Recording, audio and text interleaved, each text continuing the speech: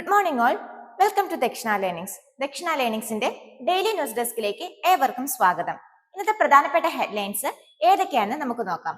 First one, easing food prices drive inflation down. അതായത് ഈ പറയുന്ന retail inflation wholesale price inflation ഒക്കെ വളരെ രീതിയിൽ കുറഞ്ഞിട്ടുണ്ട്. അതിന്റെ അനാലിസിസും കാര്യങ്ങളും ഒക്കെയാണ് നമ്മൾ ആ ഒരു ന്യൂസിൽ നോക്കുന്നത്. And second one, India China must move forward on D escalation, Jaishankar tells Wang. അതായത് 2019 ശേഷം ഇന്ത്യ ആദ്യമായിട്ടാണ് ചൈനയുമായിട്ട് ഈ ഒരു രീതിയിലൊരു ടോക്കും കാര്യങ്ങളും ഒക്കെ മുന്നോട്ട് കൊണ്ടുപോകുന്നത്. അതിന്റെ കാര്യങ്ങളും മറ്റുമൊക്കെയാണ് നമ്മൾ ആ ഒരു ന്യൂസിൽ നോക്കുന്നത്. And third one, famous for its rhinos, Kaziranga record high diversity of grassland and birds in survey. അതായത് കാസിരംഗ നാഷണൽ പാർക്കിൽ ആദ്യമായിട്ടാണ് ഗ്രാസ്ലാൻഡ് ഡിപെൻഡന്റ് സ്പീഷീസിന്റെ ഒരു സർവേ നടക്കുന്നത്. അതിന്റെ കീ ഫൈൻഡിങ്സും മറ്റുമൊക്കെയാണ് നമ്മൾ ആ ഒരു ന്യൂസിൽ നോക്കുന്നത്. And next, dowry death in India, long investigations, rare convictions. അതായത് ഇന്ത്യ മൊത്തത്തിൽ നോക്കുമ്പോൾ തന്നെ ഡൗറി റിലേറ്റഡ് ഡെത്ത് വളരെ അധികം കൂടിയിട്ടുണ്ട്. പക്ഷെ ഇത്രയും സിവിയർ ആയിട്ടൊരു പ്രശ്നമായിട്ട് പോലും അതിന്റെ കൺവിക്ഷൻ റേറ്റ് വളരെ കുറവാണ്. അതിന്റെ കാരണങ്ങളും മറ്റുമൊക്കെയാണ് നമ്മൾ ആ ഒരു എഡിറ്റോറിയൽ അനാലിസിസ് നടത്തുന്നത്. And last one, after 18 days on ISS, Shukla begins return trip to earth. അതായത് ആക്സിയം 4 മിഷൻ സക്സസ് ആയിരിക്കുകയാണ്. അതിന്റെ ഡീറ്റെയിൽസും മറ്റുമാണ് നമ്മൾ ആ ഒരു ലാസ്റ്റ് ന്യൂസിൽ നോക്കുന്നത്. First one, easing food prices drive inflation down. അതായത് റീറ്റെയിൽ ഇൻഫ്ലേഷൻ 2.1 എന്ന രീതിയിലേക്ക് ഡ്രോപ്പ് ചെയ്തിട്ടുണ്ട്. 77 മന്ത്സിൽ, അതായത് 2019 തൊട്ടുള്ളതിൽ ഏറ്റവും ലോവസ്റ്റ് പോയിന്റ് ആണ് റീറ്റെയിൽ പ്രൈസ് ഇൻഫ്ലേഷന്റെ കാര്യത്തിലുള്ളത്. ദെൻ ഹോൾസെയിൽ പ്രൈസ് ഇൻഫ്ലേഷൻ ആണെങ്കിൽ അത് നെഗറ്റീവിലേക്ക് മാറിയിട്ടുണ്ട്. -0.13 എന്ന രീതിയിലേക്കാണ് ആദ്യമായിട്ടാണ് കഴിഞ്ഞ 20 മന്ത്സിനിടയ്ക്ക് ആദ്യമായിട്ടാണ് ഈ ഒരു നെഗറ്റീവ് രീതിയിലേക്ക് ഹോൾസെയിൽ പ്രൈസ് ഇൻഫ്ലേഷനും മാറിയിട്ടുള്ളത്. സോ എന്തുകൊണ്ടാണ് ഇങ്ങനെ ഒരു കൂളിംഗ് ഇൻഫ്ലേഷൻ സ്റ്റേറ്റ് നമുക്ക് ഉണ്ടാകുന്നത്? First one, falling of food prices. അതായത് vegetables, pulses, spices and meat തുടങ്ങിയവന്റെയൊക്കെ റേറ്റ് വളരെയധികം കുറഞ്ഞിട്ടുണ്ട്. Then global crude oil price വളരെയധികം ലോ ചെയ്തിട്ടുണ്ട്. അതും കൂടി ആയപ്പോൾ ക്രൂഡ് പെട്രോളിയത്തിലായാലും നാച്ചുറൽ ഗ്യാസിന്റെ ഒക്കെ ആയാലും പ്രൈസ് വളരെയധികം കുറഞ്ഞതായിട്ട് നമുക്ക് മനസ്സിലാക്കാൻ പറ്റും. ഇനി കൺസ്യൂമർ പ്രൈസ് ഇൻഡെക്സിലാണെങ്കിൽ food and beverage category 0.2% contraction ആണ് കാണിച്ചിരിക്കുന്നത്. അതേപോലെ തന്നെ ഫ്യൂവൽ ഇൻഫ്ലേഷൻ ആയാലും 2.55%ലേക്ക് ഈസ് ചെയ്തിട്ടുണ്ട്. അതേസമയം ഹൗസിംഗും ടൊബാക്കോയും അങ്ങനെയുള്ള റിലേറ്റഡ് ഐറ്റംസ് ഒക്കെ ഒരു സ്റ്റേബിൾ അല്ലെങ്കിൽ സ്ലൈറ്റ്ലി ഇൻക്രീസ്ഡ് റേറ്റിലായിരിക്കും നമുക്ക് കാണാൻ പറ്റുന്നത്. ഇനി ഹോൾസെയിൽ പ്രൈസ് ഇൻഫ്ലേഷന്റെ കാര്യത്തിൽ ഫുഡ് ആർട്ടിക്കിൾസ് 3.75% ആണ് ഡിക്ലൈൻ ചെയ്തിരിക്കുന്നത്. സോ അതിന്റെ ഒരു കോൺട്രാക്ഷൻ എന്ന് പറയുന്നത് 0.3% ആണ്. ആൻഡ് എക്സ്പേർട്ടിന്റെ വ്യൂ എന്ന് പറയുന്നത് ഫുഡ് ഇൻഫ്ലേഷൻ ഇത്രയും ലോ ആയതിന്റെ മെയിൻ റീസൺ എന്ന് പറയുന്നത് ഗുഡ് അഗ്രികൾച്ചർ ആക്ടിവിറ്റിയും അതേനൊക്കെ തന്നെ ഫേവറബിൾ ആയിട്ടുള്ള ബേസ് എഫക്റ്റും കാരണമാണ്. സോ എന്താണ് ഈ പറയുന്ന ഇൻഫ്ലേഷൻ? അതായത് പെട്ടെന്ന് ഒരു ദിവസം ഈ പറയുന്ന ഗുഡ്സ് ആൻഡ് സർവീസിന്റെ വില കൂടുന്നതിനെ അല്ല നമ്മൾ ഇൻഫ്ലേഷൻ എന്ന് പറയുന്നത്. കൺസിസ്റ്റന്റ് ആയിട്ട് എൻറ്റയർ ഒരു പീരീഡിൽ അല്ലെങ്കിൽ ഒരു പെർസിസ്റ്റന്റ് ലെവലിൽ ഈ പറയുന്ന ഗുഡ്സ് ആൻഡ് സർവീസിന്റെ പ്രൈസ് കൂടുന്നതിനെയാണ് നമ്മൾ ഇൻഫ്ലേഷൻ എന്ന് പറയുക. അങ്ങനെയാകുമ്പോൾ നമ്മുടെ പർച്ചേസിംഗ് പവർ വളരെയധികം ഫോൾ ചെയ്യുന്നതായിട്ട് നമുക്ക് മനസ്സിലാക്കാൻ പറ്റും. ഇനി ഇന്ത്യയിൽ എങ്ങനെയാണ് ഇൻഫ്ലേഷൻ കാൽക്കുലേറ്റ് ചെയ്യുന്നത്? റിസർവ് ബാങ്ക് ഓഫ് ഇന്ത്യയും അതേണക്ക് ministry of statistics and programme implementation മോസ്പിയും കൂടെ ചേർന്നിട്ടാണ് ഈ ഇൻഫ്ലേഷൻ കാൽക്കുലേറ്റ് ചെയ്യുന്നത്. ഇനി എങ്ങനെയാണ് ഇൻഫ്ലേഷന് കാൽക്കുലേറ്റ് ചെയ്യുന്നത് നമുക്ക് നോക്കാം. നമുക്ക് 2 ഇൻഡെക്സുകളാണ് ഉള്ളത്. ഒന്ന് ഹോൾസെയിൽ പ്രൈസ് ഇൻഡെക്സും 2 കൺസ്യൂമർ പ്രൈസ് ഇൻഡെക്സും. ഈ പറയുന്ന ഹോൾസെയിൽ പ്രൈസ് ഇൻഡെക്സ് ഹോൾസെയിൽ ലെവലുള്ള പ്രൈസുകളായിരിക്കും കാൽക്കുലേറ്റ് ചെയ്യുക. കൺസ്യൂമർ പ്രൈസ് ഇൻഡെക്സ് കുറച്ചുകൂടി കൺസ്യൂമറിന്റെ പെർസ്പെക്റ്റീവിൽ നിന്ന് റീറ്റെയിൽ പ്രൈസ് രീതിയിലായിരിക്കും അത് കാൽക്കുലേറ്റ് ചെയ്യുക. ഇനി ഈ ഹോൾസെയിൽ പ്രൈസ് ഇൻഡെക്സും അതേണക്ക് തന്നെ കൺസ്യൂമർ പ്രൈസ് ഇൻഡെക്സും തമ്മിലുള്ള ഡിഫറൻസ് എന്താണെന്ന് നമുക്ക് നോക്കാം. ഹോൾസെയിൽ പ്രൈസ് ഇൻഡെക്സ് എന്ന് പറഞ്ഞാൽ ഗുഡ്സിനെ മാത്രമായിരിക്കും അവിടെ കൺസിഡർ ചെയ്യുക. കൺസ്യൂമർ പ്രൈസ് ഇൻഡെക്സ് ആകുമ്പോൾ അവിടെ ഗുഡ്സിനെയും സർവീസിനെയും കാൽക്കുലേറ്റ് ചെയ്യുന്നുണ്ട്. ഇനി ഇതിന്റെ പ്രൈസ് എന്ന് പറയുന്നത് ഹോൾസെയിൽ പ്രൈസ് ഇൻഡെക്സിൽ ഹോൾസെയിൽ ലെവൽ ആയിരിക്കും. കൺസ്യൂമർ പ്രൈസ് ഇൻഡെക്സിൽ റീറ്റെയിൽ പ്രൈസ് രീതിയിലായിരിക്കും കാൽക്കുലേറ്റ് ചെയ്യുക. ദെൻ ഹോൾസെയിൽ പ്രൈസ് ഇൻഡെക്സിന്റെ ബേസ് ഇയർ എന്ന് പറയുന്നത് 2011-12 ആണ്. കൺസ്യൂമർ പ്രൈസ് ഇൻഡെക്സിന്റെ ബേസ് ഇയർ എന്ന് പറയുന്നത് 2012 ദെൻ ഹോൾസെയിൽ പ്രൈസ് ഇൻഡെക്സിന്റെ റെഫറൻസ് ഇയർ ഫൈനാൻഷ്യൽ ഇയറും കൺസ്യൂമർ പ്രൈസ് ഇൻഡെക്സിന്റെ കലണ്ടർ ഇയറുമാണ്. ഹോൾസെയിൽ പ്രൈസ് ഇൻഡെക്സ് പബ്ലിഷ് ചെയ്യുന്നത് ഓഫീസ് ഓഫ് എക്കോണമിക് അഡ്വൈസർ ആണ്. ദെൻ കൺസ്യൂമർ പ്രൈസ് ഇൻഡെക്സ് ആകുമ്പോൾ സെൻട്രൽ സ്റ്റാറ്റിസ്റ്റിക്കൽ ഓഫീസ് ആണ് അത് പബ്ലിഷ് ചെയ്യുന്നത്. ഈ ഒരു ഇൻഫ്ലേഷൻ കോൺസെപ്റ്റുമായിട്ട് ബന്ധപ്പെട്ട് 2020 UPSC ക്വസ്റ്റ്യൻ ചോദിച്ചിട്ടുണ്ടായിരുന്നു. So consider the following statement. The weightage of food in consumer price index is higher than that of wholesale price index. The wholesale price index does not capture changes in the prices of services which CPI does. The Reserve Bank of India has now adopted WPI as its key measure of inflation and to decide on change in the key policy rate. Which of the statement given above is are correct? എന്നൊരു രീതിയിൽ 2020 UPSC പ്രിലിംസിന് ചോദിച്ചിട്ടുണ്ടായിരുന്നു. So നമുക്ക് ഇത്തവണ എങ്ങനെ expect ചെയ്യാൻ സാധിക്കും? The wholesale price index is compiled by Office of Economic Advisor, Central Statistical Office, National Sample Survey Organization, Department of Economic Affairs. ഇതിന്റെ answer നിങ്ങൾ കമന്റ് ചെയ്യുക.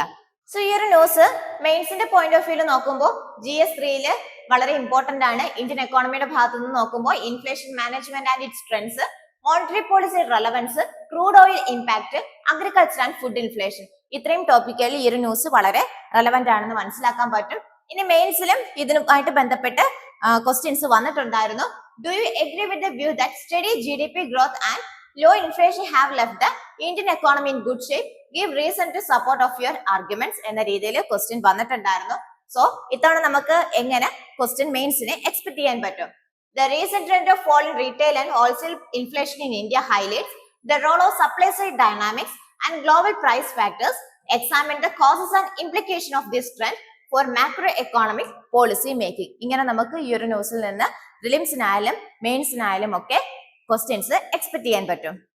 Next one, India China must move forward on D escalation, Jaishankar tells Wang. അതായത് India China ഒരു discussion 2019 ശേഷം ആദ്യമായിട്ടാണ്. So ഏതൊക്കെ മേഖലകളിലായിരുന്നു ഇത്തവണത്തെ discussion focus ചെയ്തത് നമുക്ക് നോക്കാം. Border de escalation, bilateral trade normalisation, regional cooperation, അതായത് ഷാങ്ഹായ് കോപ്പറേഷൻ ത്രൂ ഉള്ള റീജിയണൽ കോപ്പറേഷൻ കാര്യങ്ങളൊക്കെ ആയിരുന്നു ഇത്തവണത്തെ ഫോക്കസ് ഏരിയ ഓഫ് ഡിസ്കഷൻ എന്നുള്ളത്. സോ ആ ഒരു ഫോക്കസ് ഏരിയയുടെ കീ ഹൈലൈറ്റ്സ് ഏതൊക്കെയാണ് നമുക്ക് നോക്കാം. First one, border disengagement and de escalation. അതായത് ഡിസെൻഗേജ്മെന്റ് LIC റീജിയനില്, ലൈൻ ഓഫ് ആക്ച്വൽ കൺട്രോൾ റീജിയനില് ഡിസെൻഗേജ്മെന്റും കാര്യങ്ങളും ഒക്കെ നമ്മൾ അച്ചീവ് ചെയ്തിട്ടുണ്ടായിരുന്നു. പക്ഷെ ഒരു ഡി എസ്കലേസേഷൻ, കംപ്ലീറ്റ്ലി ട്രൂപ്സിനെ വിഡ്രോ ചെയ്യുന്ന ഒരു സ്റ്റേറ്റ് ഇപ്പോഴും പെൻഡിങ് ആണ്. സോ അങ്ങനെ ഒരു ഡി എസ്കലേസേഷൻ കംപ്ലീറ്റ്ലി സക്സസ് ആവാണ്ട് ഒരു നോർമൽ ടൈസ് ഒരിക്കലും പോസിബിൾ അല്ല എന്ന് ഇന്ത്യയുടെ ഭാഗത്തു നിന്നും സ്റ്റേറ്റ്മെന്റ് ഉണ്ടായിട്ടുണ്ട്. And second one, bilateral cooperation and trade. അതായത് പീപ്പിൾ ടു പീപ്പിൾ ടൈസ് വളരെയധികം നോർമലൈസ് ചെയ്യേണ്ട കാലം അതിക്രമിച്ചിട്ടുണ്ട്. അതേപോലെ തന്നെ ഇന്ത്യയുടെ ഭാഗത്തു നിന്നും ഉണ്ടായിട്ടുള്ള റെസ്ട്രിക്റ്റീവ് ആയിട്ടുള്ള ട്രേഡ് പ്രാക്ടീസുകൾ, Chinese export restriction on critical minerals കാര്യങ്ങളൊക്കെ നമ്മൾ കുറച്ചും കൂടെ ഈസ് ആക്കേണ്ട സമയം എത്തിയിട്ടുണ്ട്. അതേപോലെ തന്നെ ഇന്ത്യ ചൈന ഡയറക്റ്റ് ഫ്ലൈറ്റ്സും കാര്യങ്ങളും ഒക്കെ റെസ്യൂം ചെയ്തിട്ടുണ്ട്. അതേപോലെ തന്നെ ഹൈഡ്രോളജിക്കൽ ഡേറ്റ ഷെയറിങ്ങും വളരെയധികം റെസ്യൂം ചെയ്യാനുള്ള ടോക്സും മറ്റുമൊക്കെ നടക്കുന്നുണ്ട്. അങ്ങനെയാവുമ്പോൾ ബ്രഹ്മപുത്ര റിവേഴ്സ്, ട്രാൻസ്പോർട്ട് റിവേഴ്സ് ആയ ബ്രഹ്മപുത്ര റിവറിനൊക്കെ എങ്ങനെ മാനേജ് ചെയ്യണം എന്നുള്ളതൊക്കെ ഇന്ത്യക്ക് കുറച്ചും കൂടെ എളുപ്പമാവും. And third one, regional and multilateral engagement. ഇന്ത്യയുടെ സ്റ്റാൻഡ് എന്ന് പറയുന്ന ടെററിസത്തിന്റെ കാര്യത്തിൽ 0 ടോളറൻസ് ആണ്. സോ ഷാങ്ഹായ് കോപ്പറേഷൻ ഒക്കെ ആയിട്ട് ആ ഒരു രീതിയിൽ തന്നെ മുന്നോട്ട് പോകാനാണ് ഇന്ത്യ ശ്രമിക്കുന്നത്. പക്ഷേ ഈ ഒരു എൻ്റെ ന്യൂസ് നമുക്ക് നോക്കുമ്പോൾ മനസ്സിലാവുന്നത് കുറെ അധികം ഏരിയാസിൽ ഒരു പോസിറ്റീവ് മൊമെന്റം ക്രിയേറ്റ് ചെയ്യാൻ പറ്റിയിട്ടുണ്ട്. പക്ഷെ ബോർഡർ ഇഷ്യൂ ഇപ്പോഴും ഒരു വൾണറബിൾ സ്റ്റേറ്റിൽ തന്നെയാണ് നിൽക്കുന്നത്. സോ എന്താണ് ഈ പറഞ്ഞ ലൈൻ ഓഫ് ആക്ച്വൽ കൺട്രോൾ? അതായത് ഇന്ത്യൻ കൺട്രോൾ ടെറിട്ടറിനെയും ചൈനീസ് കൺട്രോൾ ടെറിട്ടറിനെയും ഡിമാർക്കേറ്റ് ചെയ്യുന്ന ഒരു ലൈനാണ് ഈ പറയുന്ന ലൈൻ ഓഫ് ആക്ച്വൽ കൺട്രോൾ. ഇതൊരു ലീഗലി റെക്കഗ്നൈസ്ഡ് ആയിട്ടുള്ള ഒരു ഇന്റർനാഷണൽ ബൗണ്ടറി ഒന്നും അല്ല. ഇത് ഒരു ടെൻഷൻ അന്ന് ഈസ് ചെയ്യാൻ വേണ്ടിയിട്ടാണ് നമ്മൾ ഈ പറഞ്ഞ ലൈൻ ഓഫ് ആക്ച്വൽ കൺട്രോളും കാര്യങ്ങളും ഒക്കെ പറയുന്നത്. ആൻഡ് മെയിൻസിന്റെ പോയിന്റ് ഓഫ് വ്യൂല് നോക്കുമ്പോൾ GS2 ഇന്റർനാഷണൽ റിലേഷനിൽ ഈ ഒരു ന്യൂസ് വളരെയധികം ഇമ്പോർട്ടന്റ് ആണ്. India China border dispute, strategic autonomy, multilateral diplomacy, hydro diplomacy, transatlantic diplomacy തുടങ്ങിയ കാര്യങ്ങളിലൊക്കെ ഈ ഒരു ന്യൂസ് വളരെയധികം റെലവന്റ് ആണ്. 2024 ഇന്ത്യ ചൈന റിലേഷനുമായിട്ട് ബന്ധപ്പെട്ട് മെയിൻസിന് ചോദ്യം ഉണ്ടായിരുന്നു. India has a long and troubled border with China and Pakistan, fraught with contentious issues. Examine the conflict issues and security challenges along the border. Also give out the development being undertaken in these areas under the Border Area Development Program and Border Infrastructure and Management Scheme. എന്ന രീതിയിൽ question വന്നിട്ടുണ്ടായിരുന്നു. So ഈ ഒരു ന്യൂസിൽ നിന്ന് നമുക്ക് എങ്ങനെ question expect ചെയ്യാൻ നോക്കാം. Border stability is a prerequisite for normal India-China relations. In the light of recent diplomatic developments, critically analyze the challenges and opportunities in India China ties എന്ന രീതിയിൽ നമുക്ക് ക്വസ്റ്റ്യൻ പ്രതീക്ഷിക്കാൻ സാധിക്കും. And next one, famous for its rhinos, Kaziranga records high diversity of grassland birds in survey. അതായത് Kaziranga national പാർക്കിൽ ആദ്യമായിട്ടാണ് grassland dependent സ്പീഷീസിന്റെ survey നടക്കുന്നത്. അതിന്റെ ഫൈൻഡിങ്സും മറ്റുമൊക്കെയാണ് നമ്മൾ ഈ ഒരു ന്യൂസിൽ നോക്കുന്നത്. ഈ ഒരു സ്റ്റഡി വളരെയധികം ഒരു സിഗ്നിഫിക്കന്റ് സ്റ്റെപ്പായിട്ട് നമുക്ക് കാണാൻ സാധിക്കും. കാരണം ബ്രഹ്മപുത്ര ഫ്ലഡ് പ്ലെയിൻസിന്റെ വെറ്റ് ഗ്രാസ്ലാൻഡ് എക്കോസിസ്റ്റം ബയോഡൈവേഴ്സിറ്റി കൺസർവേഷനുമായിട്ട് ബന്ധപ്പെട്ടിട്ടാണ് ഈ സ്റ്റഡി എൻറ്റയർലി പോരുന്നത്. സോ എന്തൊക്കെ കീ ഫൈൻഡിങ്സ് ആണ് ഉള്ളത് നോക്കാം. First one, total species record ചെയ്തിട്ടുള്ളത് 43 ഗ്രാസ്ലാൻഡ് ബേർഡ് സ്പീഷീസ് ആണ്. അതിൽ എൻഡേഞ്ചേർഡ് ആയിട്ടുള്ളതും ഉണ്ട്, ക്രിട്ടിക്കൽ ആയിട്ടുള്ള സ്പീഷീസും ഉണ്ട്. ക്രിട്ടിക്കലി എൻഡേഞ്ചേർഡ് ആയിട്ടുള്ളത് ബംഗാൾ ഫ്ലോറിക്കൻ ആണ്. എൻഡേഞ്ചേർഡ് സ്പീഷീസിലുള്ളത് Finn's weaver, swamp grass babbler. Vulnerable species 6 എണ്ണമാണ്. Black breasted parrotbill, marsh babbler, swamp francolin and breasted grass bird തുടങ്ങിയതൊക്കെയാണ്. Then successful breeding of Finn's weaver കാണിക്കുന്നത് ആ ഒരു ഗ്രാസ്ലാൻഡ് എൻറ്റയർ ഹെൽത്തിനെയാണ് indicate ചെയ്യുന്നത്. സോ ഈ ഒരു സ്റ്റഡിയുടെ എക്കോളജിക്കൽ സിഗ്നിഫിക്കൻസ് എന്താണെന്ന് നമുക്ക് നോക്കാം. വെറ്റ് ഗ്രാസ്ലാൻഡ് എന്ന് പറയുന്നത് വളരെ അധികം ഇമ്പോർട്ടന്റ് ആയിട്ടുള്ള കാര്യമാണ്. പക്ഷെ സ്റ്റിൽ ഇന്ത്യയിൽ നോക്കുമ്പോൾ ഒരു അണ്ടർ സ്റ്റഡീഡ് ആയിട്ടുള്ള ഒരു ഏരിയയാണ് വെറ്റ്ലാൻഡ്. സോ കാസിരംഗ എന്ന് പറയുന്നത് ഗ്രാസ്ലാൻഡ്, ഫോറസ്റ്റ് ആൻഡ് വെറ്റ്ലാൻഡ് തുടങ്ങിയവ എല്ലാം കൂടി കംപ്രൈസ് ചെയ്യുന്ന ഒന്നാണ് കാസിരംഗ നാഷണൽ പാർക്ക്. ആൻഡ് ഇതൊരു ഇൻഡിക്കേറ്റർ സ്പീഷീസിനെ സപ്പോർട്ട് ചെയ്യുന്നുണ്ട്. സോ അങ്ങനെയാകുമ്പോൾ തന്നെ എന്റെ എക്കോസിസ്റ്റത്തിന്റെ ഹെൽത്ത് ആണ് അവിടെ കാണിക്കുന്നത്. എന്തൊക്കെ ടെക്നോളജിക്കൽ ഇന്നോവേഷൻ ആണ് ഉണ്ടായിട്ടുള്ളതെന്നും കൂടെ നോക്കാം. പാസീവ് അക്കോസ്റ്റിക് റെക്കോർഡേഴ്സ് ആണ് യൂസ് ചെയ്തിട്ടുള്ളത്. സോ അങ്ങനെയാകുമ്പോൾ നോൺ ഇൻവേസീവ് ആയിട്ടുള്ള കണ്ടിന്യൂസ് മോണിറ്ററിങ്ങിന് ഹെൽപ്പ് ചെയ്യുന്നുണ്ട്. ഷൈ, ക്രിപ്റ്റിക് ആൻഡ് റെയർ സ്പീഷീസിനെ ഡിറ്റക്ട് ചെയ്യാനും ഹെൽപ്പ് ചെയ്യുന്നുണ്ട്. ഇൻഅക്സസിബിൾ ആയിട്ടുള്ള ഹൈ റിസ്ക് സോൺസിനെ മോണിറ്റർ ചെയ്യാനും ഈ പറയുന്ന പാസീവ് അക്കോസ്റ്റിക് റെക്കോർഡേഴ്സ് വെച്ച് സാധിക്കുന്നുണ്ട്. മെയിൻസിന്റെ പോയിന്റ് ഓഫ് വ്യൂ നോക്കുമ്പോൾ GS3 എൻവയോൺമെന്റ് ഭാഗത്ത് ഈ ഒരു ന്യൂസ് വളരെയധികം ഇമ്പോർട്ടന്റ് ആണ്. കാരണം biodiversity conservation, focus on grassland birds, ecosystem service of wet grassland, conservation of endangered species under wildlife protection act 1972, role of technology in conservation, acoustic monitoring, importance of field based surveys for conservation policy. ഇത്രയും ടോപ്പിക്കുകളിൽ വളരെയധികം important ആണ്. Then ഇതിൽ നിന്ന് നമുക്ക് എങ്ങനെ question expect ചെയ്യാമെന്ന് നോക്കാം. Grassland in India have remained ecologically neglected compared to forest and wetlands. Examine the ecological importance of grassland ecosystem and highlight recent effort towards their conservation എന്ന രീതിയിൽ ക്വസ്റ്റ്യൻ നമുക്ക് മെയിൻസിന്റെ പോയിന്റ് ഓഫ് വ്യൂല് expect ചെയ്യാൻ സാധിക്കും. And next ഒരു editorial ആണ്, dowry death in India long investigation rare convictions. അതായത് ഇന്ത്യയിലുടനീളം ഡൗറി പ്രാക്ടീസ് ഇപ്പോഴും നടന്നുകൊണ്ടിരിക്കുകയാണ്. അതുമായിട്ട് റിലേറ്റ് ചെയ്ത ക്രൈംസും വളരെ അധികം കൂടിയിട്ടുണ്ട്. സോ ഇത്രയും ക്രൈം കൂടിയിട്ട് പോലും കൺവിക്ഷൻ റേറ്റ് വളരെ അധികം കുറവാണ്. അതിന്റെ കാരണങ്ങളും മറ്റുമൊക്കെയാണ് നമ്മൾ ഈ ഒരു എഡിറ്റോറിയൽ ഡിസ്കസ് ചെയ്യുന്നത്. സോ ഡൗറി എന്ന് പറയുന്നത് സ്റ്റിൽ ഒരു സോഷ്യൽ ഈവിലായിട്ട് മാറിക്കൊണ്ടിരിക്കുകയാണ്. അതേപോലെ തന്നെ എന്തുകൊണ്ട് ലീഗൽ സിസ്റ്റംസ് ഇത്രത്തോളം ഫെയിലിയർ ആകുന്നു എന്നുള്ളതും നമുക്കിതിൽ കാണാൻ സാധിക്കും. So key data and insights എന്താണെന്ന് നമുക്ക് നോക്കാം. NCRBയുടെ റിപ്പോർട്ട് പ്രകാരം ഒരു വർഷം 7000-ലധികം കേസുകളാണ് ഡൗറി റിലേറ്റ് ചെയ്ത് നമ്മൾ റിപ്പോർട്ട് ചെയ്യുന്നത്. സോ അതിൽ തന്നെ അണ്ടർ റിപ്പോർട്ടിംഗ് വളരെ കൂടുതലാണ്. അങ്ങനെയാകുമ്പോൾ ആക്ച്വൽ നമ്പർ ഈ 7000-ലും അപ്പുറം പോകാനുള്ള സാധ്യതയുണ്ട്. ഇതിൽ തന്നെ 4500 കേസുകൾക്ക് മാത്രമാണ് ചാർജ് ഷീറ്റ് ഫയൽ ചെയ്തിട്ടുള്ളത്. 3000-ലധികം കേസുകൾ സ്റ്റിൽ പെൻഡിങ് ആണ്. 67% പെൻഡിങ് കേസുകളും സ്റ്റക്ക് എന്നുള്ള രീതിയിലാണ് കഴിഞ്ഞ 6 മാസമായിട്ട് നിലനിൽക്കുന്നത്. അതിൽ തന്നെ 6000-ലധികം ചാർജ് ഷീറ്റുകൾ ഫയൽ ചെയ്തതിൽ ഒരു 70% തന്നെ 2 മാസം എടുത്തിട്ടാണ് ഫയൽ ചെയ്തിട്ടുണ്ടായിരുന്നത്. ഇനി ഇതിൽ കൺവിക്ഷൻ ഡേറ്റ എത്രത്തോളമാണെന്ന് നോക്കാം. 6500 ട്രയൽസ് ഇന്ത്യയിൽ നടക്കുമ്പോൾ വെറും 100 കൺവിക്ഷൻസ് മാത്രമാണ് ഒരു വർഷം സംഭവിക്കാറുള്ളത്. ഇതിൽ തന്നെ നമുക്ക് മനസ്സിലാക്കാൻ സാധിക്കും കോർട്ടിന്റെ മുൻപാകെ 90%-ലധികം കേസുകളും പെൻഡിങ് എന്നുള്ള രീതിയിലാണ് നിൽക്കുന്നത്. സോ ഇതിൽ വരാൻ പോകുന്ന ഔട്ട്കംസ് എന്താണ്? അക്വിറ്റൽസ്, പ്ലീ ബാർഗൈൻസ്, വിഡ്രോവൽസ്, കോംപ്രമൈസ് എന്ന രീതിയിലേക്ക് കാര്യങ്ങൾ എത്തുന്നത് നമുക്ക് കാണാൻ പറ്റുന്നുണ്ട്. സോ ഈ ഒരു ഡൗറി ഡെത്തിന് ജോഗ്രഫിക്കൽ ട്രെൻഡ്സും വളരെ അധികം ഇമ്പോർട്ടന്റ് ആണ്. ഏറ്റവും കൂടുതൽ ഡൗറി ഡെത്ത് നടക്കുന്ന സ്റ്റേറ്റുകൾ എന്ന് പറയുന്നത് വെസ്റ്റ് ബംഗാൾ, ഒഡീഷ, ബീഹാർ, ജാർഖണ്ഡ്, ഉത്തർപ്രദേശ്, മധ്യപ്രദേശ്, രാജസ്ഥാൻ, ഹരിയാന സ്റ്റേറ്റുകളാണ്. നമ്മുടെ രാജ്യത്തിന് തന്നെ ഒരു 80% ഡൗറി ഡെത്ത് നടക്കുന്നത് ഇത്രയും സ്റ്റേറ്റിനെ കോൺസെൻട്രേറ്റ് ചെയ്താണ്. ഇതിൽ ഏറ്റവും കൂടുതൽ സിറ്റീസ് നോക്കുമ്പോൾ ഡൽഹി, അതേപോലെ തന്നെ കാൺപൂർ, ബാംഗ്ലൂർ, ലക്നൗ, പാട്ന സിറ്റീസുമാണ് വളരെയധികം മുൻപന്തിയിൽ നിൽക്കുന്നത്.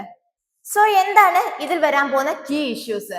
അതായത് ഡൗറി സ്റ്റിൽ പല കമ്മ്യൂണിറ്റിയിലും ഒരു സോഷ്യൽ ആക്സെപ്റ്റൻസ് ടൂൾ ആയിട്ട് യൂസ് ചെയ്യുന്നുണ്ട്. അത് കണക്കന്നെ പോലീസ് ഇൻവെസ്റ്റിഗേഷൻസിലായാലും ചാർജ് ഷീറ്റ് ഫയലിംഗ് ചെയ്യുന്നതിലൊക്കെ ആയാലും ഒരുപാട് ഡിലേയും കാര്യങ്ങളും ഒക്കെ വരുന്നുണ്ട്. ലോ കൺവിക്ഷൻ റേറ്റ് എന്ന് പറയുന്നത് വീക്ക് പ്രോസിക്യൂഷൻ, അതിനൊക്കെ withdrawal or compromise, lack of witness protection, long judicial delays തുടങ്ങിയ കാര്യങ്ങൾ കൊണ്ടാണ് കൺവിക്ഷൻ റേറ്റ് ഇത്രയും കുറയുന്നത്. അതേപോലെ തന്നെ സെക്ഷൻ 304B അതായത് dowry death, section 498A IPC തുടങ്ങിയവയ്ക്ക് വളരെ വീക്ക് എൻഫോഴ്സ്മെന്റ് ആണ് നമുക്ക് ഇതിൽ കാണാൻ സാധിക്കുന്നത്. ആൻഡ് മെയിൻസിന്റെ പോയിന്റ് ഓഫ് വ്യൂ നോക്കുമ്പോൾ GS1ലും GS2ലും അതിനൊക്കെ തന്നെ GS4ലും വളരെ അധികം ഇമ്പോർട്ടന്റ് ആയിട്ടുള്ള ഒരു എഡിറ്റോറിയൽ ആണ്. കാരണം dowry as a patriarchal institution, violence against woman, social condition, cultural norming, criminal justice system inefficiency, weak police accountability, judicial pendency and access to justice, social apathy, erosion of values, failure of institutional integrity. ഇത്രയും ടോപ്പിക്കുകളിൽ ഈ പറയുന്ന dowry അല്ലെങ്കിൽ ഈ ഒരു editorial വളരെയധികം important ആണ്. So 2014 മെയിൻസിന്റെ point of view how does patriarchy impact the position of middle class working woman in India എന്ന രീതിയിൽ ക്വസ്റ്റ്യൻ വന്നിട്ടുണ്ടായിരുന്നു. ഇനി നമുക്ക് ഏത് രീതിയിലായിരിക്കും ക്വസ്റ്റ്യൻ എക്സ്പെക്ട് ചെയ്യാൻ സാധിക്കാമെന്ന് നോക്കാം. Despite stringent laws, dowry-related violence continues to claim thousands of lives in India each year. Examine the reasons behind the persistence of dowry death and suggest legal and societal reform to address this issue. എന്ന രീതിയിൽ നമുക്ക് question ഈ ഒരു ന്യൂസിൽ നിന്ന് അല്ലെങ്കിൽ ഈ ഒരു എഡിറ്റോറിയൽ നിന്ന് പ്രതീക്ഷിക്കാൻ പറ്റും. And last one, after 18 days in ISS, Shukla begins return trip to Earth. അതായത് ആക്സിയം ഫോർമേഷന്റെ ഭാഗമായിട്ട് ഇന്ത്യൻ ആസ്ട്രോനട്ട് ആയിട്ടുള്ള ശുഭാംശു ശുക്ല പോയിട്ടുണ്ടായിരുന്നു. അദ്ദേഹത്തിന്റെ 18 ഡേയ്സ് ആ ഒരു മിഷൻ കംപ്ലീറ്റ്ലി സക്സസ്ഫുൾ ആയിട്ടുണ്ട്. സോ അതിനെ കുറിച്ചാണ് ഈ ഒരു ന്യൂസ്. സോ ഈ ഒരു ജേർണി എന്ന് പറയുന്നത് ഇന്ത്യയുടെ ഗ്ലോബൽ ഹ്യൂമൻ സ്പേസ് ഫ്ലൈറ്റിന്റെ ഒരു മൈൽ സ്റ്റോൺ ആയിട്ട് നമ്മൾ കണക്കാക്കുന്നുണ്ട്. സോ ഈ ഒരു മിഷന്റെ കീ ഹൈലൈറ്റ്സ് എന്തൊക്കെയാണെന്ന് നോക്കാം. ഈ ഒരു ആക്സിയം മിഷൻ ഓർഗനൈസ് ചെയ്തേക്കുന്നത് ആക്സിയം സ്പേസ് ആണ്, USA ലൊക്കേറ്റ് ചെയ്തിട്ടുള്ളതാണ്. അതേപോലെ നാസ ആയിട്ടും സ്പേസ് എക്സുമായിട്ടും കൊലാബറേറ്റ് ചെയ്തിട്ടായിരുന്നു ഈ ഒരു മിഷൻ. നെക്സ്റ്റ് ക്രൂ മെമ്പേഴ്സ് ആരൊക്കെയാണെന്ന് നമുക്ക് നോക്കാം. കമാൻഡർ USA-കാരനായ പെഗ്ഗി വിറ്റ്സൺ ആണ്. പൈലറ്റ് ഗ്രൂപ്പ് ക്യാപ്റ്റൻ ശുഭാംശു ശുക്ലയാണ്. മിഷൻ സ്പെഷ്യലിസ്റ്റ് ആയിട്ട് പോളണ്ടിൽ നിന്നും അതിനൊക്കെ ഹംഗറിയിൽ നിന്നുമാണ്. ഇതിന്റെ ഒരു എൻഡർ ഡ്യൂറേഷൻ എന്ന് പറയുന്നത് 433 അവേഴ്സ് ആണ്. അതായത് 18 ദിവസമാണ് എൻഡർ ഡ്യൂറേഷൻ. ഇതിന് യൂസ് ചെയ്തേക്കുന്ന vehicle SpaceX Dragon capsule ആണ്. ദെൻ ഇതിന്റെ റിട്ടേൺ പ്രോസസ്സ് 7 ഘട്ടങ്ങളാണ് റിട്ടേൺ പ്രോസസ്സിലുള്ളത്. Undocking, phasing burns, deorbit burn, re entry, parachute deployment and splash down in Pacific Ocean. ഇങ്ങനെ 7 ഘട്ടങ്ങൾ അടങ്ങിയതാണ് റിട്ടേൺ പ്രോസസ്സ്. ദെൻ ഇതിന്റെ പോസ്റ്റ് റിട്ടേൺ കെയർ എത്രത്തോളമാണ്? അതായത് ഗ്രാവിറ്റി ആയിട്ട് റീ അഡാപ്റ്റ് ചെയ്യാനായിട്ടും മറ്റും റീഹാബിലിറ്റേഷൻ ഫെസിലിറ്റിയും കാര്യങ്ങളും ഒക്കെ തന്നെ ഈ പറഞ്ഞ പോസ്റ്റ് റിട്ടേൺ കെയറിന്റെ ഭാഗമായിട്ട് ഉണ്ട്. സോ ഈ ഒരു മിഷന്റെ സയന്റിഫിക് ആൻഡ് ടെക്നോളജിക്കൽ സിഗ്നിഫിക്കൻസ് എത്രത്തോളമാണ്? ഇന്ത്യ ആദ്യമായിട്ടാണ് ഒരു പ്രൈവറ്റ് ഇന്റർനാഷണൽ ഹ്യൂമൻ സ്പേസ് ഫ്ലൈറ്റുമായിട്ട് ഇത്രത്തോളം ഒരു ആക്റ്റീവ് പാർട്ടിസിപ്പേഷനും മറ്റും ഉണ്ടാകുന്നത്. സോ ഇത് ഇന്ത്യയുടെ ഇസ്രോയുടെ ഗഗൻയാൻ മിഷനുമായിട്ട് വളരെ അധികം ഈ ഒരു എക്സ്പീരിയൻസ് ഹെൽപ്പ് ചെയ്യുന്നതായിരിക്കും. അതേപോലെ തന്നെ microgravity adaptation, space re entry, multi agency collaboration ഒക്കെ ഇന്ത്യക്ക് കുറച്ചും കൂടി ഒരു എക്സ്പീരിയൻസ് ഗഗൻയാൻ മിഷന്റെ ഭാഗമായിട്ട് നൽകും. ഇതിന്റെ ഒരു geo political and strategic relevance എത്രത്തോളമാണ്? ഇത് ഇൻഡോ US സ്പേസ് കോപ്പറേഷനെ വളരെ അധികം ബൂസ്റ്റ് ചെയ്യുകയും ഇന്ത്യയുടെ ഒരു ഗ്ലോബൽ സ്പേസ് ഡിപ്ലോമസിനെ വളരെയധികം സ്ട്രെങ്തൻ ചെയ്യുകയും ചെയ്യും.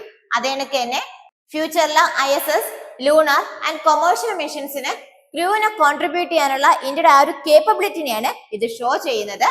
സോ ഈ ഒരു കൊമേഴ്ഷ്യൽ മിഷൻസിലുള്ള ഇന്ത്യയുടെ എൻട്രി എന്ന് പറയുന്നത് ഗ്ലോബൽ സ്പേസ് എക്കോണമിയിലായാലും അതേണക്ക് ആസ്ട്രോണട്ട് ട്രെയിനിങ് കാര്യങ്ങളിലും ഒക്കെ തന്നെ വളരെയധികം ഒരു എക്സ്പീരിയൻസ് നമുക്ക് എക്സ്പെക്ട് ചെയ്യാൻ പറ്റും. So group captain Shukla ISS വെച്ച് ഈ പറയുന്ന 7 മൈക്രോഗ്രാവിറ്റി എക്സ്പെരിമെന്റ് കംപ്ലീറ്റ് ചെയ്തിട്ടുണ്ടായിരുന്നു. അത് ഏതൊക്കെയാണെന്ന് നമുക്ക് നോക്കാം. First one, impact of microgravity radiation ISS on edible microalgae. And second one, comparative growth and proteomics responses of cyanobacteria on urea and nitrate in microgravity. And third one, crew nutrition by University of Agricultural Sciences, Dharwad. And fourth one, survival, revival, reproduction and transcriptome of the eutardigrade paramicrobiotics SPBLR strain in space by IISc And fifth one, analyze the human interaction with electronic display in microgravity by IAC. Then sixth one, effect of metabolic supplements on muscle regeneration under microgravity. And seventh one, impact of microgravity in growth and yield parameters in food crop seeds by Indian Institute of Space Science and Technology, Department of Space and College of Agriculture, Vellayani, Kerala Agriculture University. ഇങ്ങനെ 7 microgravity experiment ആണ് അദ്ദേഹം അവിടെ conduct ചെയ്തിട്ടുണ്ടായിരുന്നത്. So എന്താണ് ഈ പറയുന്ന പാരാമൈക്രോബയോട്ടിസ് SPBLR? ഇത് newly discovery ചെയ്തിട്ടുള്ള യൂട്ടാർഡിഗ്രേഡ് ആണ്. അതായത് ഇതിന് മറ്റൊരു പേരുമുണ്ട്, വാട്ടർ ബെയർ എന്നും അറിയപ്പെടുന്നുണ്ട്. എന്താണ് ദെൻ ഈ പറയുന്ന ടാർഡിഗ്രേഡ്സ്? അതായത് മൈക്രോസ്കോപ്പിക് വ്യൂ ഉള്ള ഒന്നാണ്. 8 ലെഗ്ഡ് ആയിട്ടുള്ള ആനിമൽസ് ആണ്. വാട്ടർ ബെയർസ് എന്ന് ഇവയെ നമ്മൾ പറയുന്നുണ്ട്. 0.1 to 0.5 മില്ലിമീറ്റേഴ്സ് ആയിരിക്കും ഇതിന്റെ സൈസ്. വളരെയധികം ഡൈവേഴ്സ് ആയിട്ടുള്ള എൻവയോൺമെന്റ്സിൽ നമുക്കിത് കാണാൻ സാധിക്കും. വളരെ അരിഡ് ആയിട്ടുള്ള റീജിയൻസ് തൊട്ട് ഹിമാലയസ് വരെ ഇതിന്റെ ഒരു പ്രസൻസ് നമുക്ക് മനസ്സിലാക്കാൻ പറ്റും. വർഷങ്ങളോളം ഫുഡോ അല്ലെങ്കിൽ വാട്ടറോ ഒന്നും ഇല്ലാണ്ട് തന്നെ ഇവർക്ക് സർവൈവ് ചെയ്യാനും സാധിക്കും. ഇവരുടെ ഒരു ആവറേജ് ലൈഫ് സ്പാൻ എന്ന് പറയുന്നത് 100 ഡെക്കേഡ് ആണ്. സോ ഒരു 600 മില്യൺ ഇയേഴ്സ് ആയിട്ട് ഇവരുടെ ഒരു എക്സിസ്റ്റൻസ് ഭൂമിയിലുണ്ട്. So this is tardigrade. Next cyanobacteria. Cyanobacteria എന്നറിയപ്പെടുന്ന മറ്റൊരു പേരാണ് blue green algae. Microscopic organism ആണ്. എല്ലാ ടൈപ്പ് വാട്ടറിലും നമുക്ക് സയാനോബാക്ടീരിയനെ കാണാൻ സാധിക്കുന്നുണ്ട്. സോ ഇതൊരു പ്രൈമറി പ്രൊഡ്യൂസേഴ്സ് ആണ്. കാരണം സൺലൈറ്റ് യൂസ് ചെയ്ത് അവരുടെ സ്വന്തം ഫുഡ് അവര് പ്രിപ്പയർ ചെയ്യുന്നുണ്ട്. അതേപോലെ തന്നെ space craft environment and control സിസ്റ്റത്തിൽ വളരെ അധികം ഒരു ഇമ്പോർട്ടന്റ് ആയിട്ടുള്ള ഒന്നാണ് ഈ പറയുന്ന സയാനോബാക്ടീരിയ. സോ സയാനോബാക്ടീരിയ എങ്ങനെയാണ് സ്പേസ് മിഷനിലും മറ്റുമൊക്കെ നമ്മളെ ഹെൽപ്പ് ചെയ്യുന്നതെന്ന് നോക്കാം. അതായത് growth rate, cellular response, biochemical activity ഇവയൊക്കെ മൈക്രോഗ്രാവിറ്റിയിൽ എങ്ങനെ ആയിരിക്കുമെന്ന് മനസ്സിലാക്കണമെങ്കിൽ സയാനോബാക്ടീരിയയുടെ പ്രസൻസ് വളരെയധികം ഇമ്പോർട്ടന്റ് ആണ്. സോ ഈ ഒരു ന്യൂസ് GS3ലും GS2ലും വളരെയധികം ഇമ്പോർട്ടന്റ് ആണ്. Development in space technology, private public partnership, importance of human space flight capabilities, Indo US cooperation, space exploration and security, strategic use of science diplomacy in enhancing bilateral ties. ഇത്രയും ടോപ്പിക്കുകളിൽ ഇത് വളരെയധികം ഇമ്പോർട്ടന്റ് ആയിട്ടുള്ള news ആണ്. So space മിഷനുമായിട്ട് ബന്ധപ്പെട്ട് 2017 UPSC മെയിൻസിന് ചോദ്യം ഉണ്ടായിട്ടുണ്ട്. India has achieved remarkable success in unmanned space missions, including the Chandrayaan and Mars Orbiter mission, but has not ventured into manned space mission, both in terms of technology and logistics. Explain critically. എന്ന രീതിയിൽ question വന്നിട്ടുണ്ടായിരുന്നു. So ഈ ഒരു ന്യൂസിൽ നിന്ന് നമുക്ക് എങ്ങനെ question expect ചെയ്യാന്ന് നോക്കാം. India's participation in international human spaceflight mission like Axiom marks a shift in its space policy from indigenous development to global collaboration, critically examine. എന്ന രീതിയിൽ ഈ ഒരു ന്യൂസിൽ നിന്ന് നമുക്ക് ക്വസ്റ്റ്യൻ എക്സ്പെക്ട് ചെയ്യാൻ സാധിക്കും. സോ ഇന്ന് നമ്മൾ വളരെ ഇമ്പോർട്ടന്റ് ആയിട്ടുള്ള ന്യൂസ് ആയാലും എഡിറ്റോറിയൽസ് ആയാലും ഒക്കെ കവർ ചെയ്തിട്ടുണ്ട്. മറ്റൊരു ന്യൂസ് സെഷനുമായിട്ട് നാളെ നമുക്ക് കണ്ടുമുട്ടാം. Thank you.